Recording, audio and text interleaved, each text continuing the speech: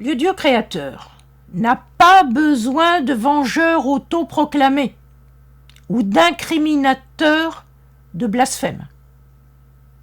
Certains aujourd'hui s'imaginent répondre à une injonction coranique en s'attaquant à ceux dont ils disent qu'ils ont offensé le Dieu créateur ou qu'ils ont offensé son prophète. Certains, aujourd'hui, s'autorisent à incriminer ceux qu'ils accusent d'avoir prononcé un blasphème.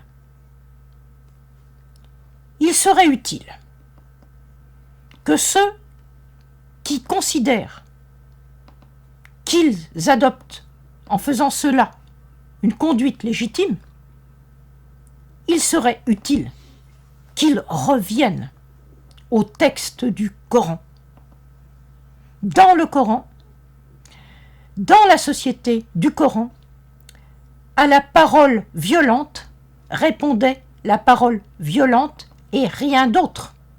On était dans une société qui autorisait la parole de satire, qui autorisait ce que j'appellerais la caricature en parole. Il fallait simplement répondre à égalité.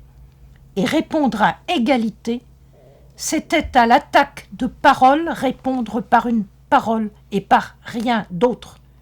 On était dans une société où le Dieu créateur, créateur de tout, était considéré comme capable de se défendre. Le Dieu créateur n'avait besoin de personne, et donc certainement pas de vengeurs autoproclamés.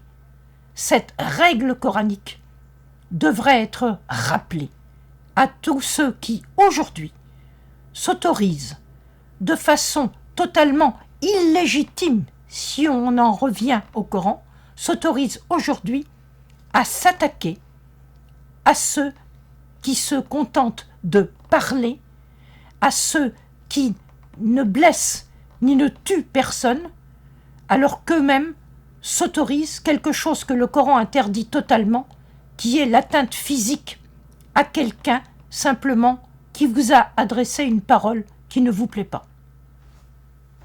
À bientôt.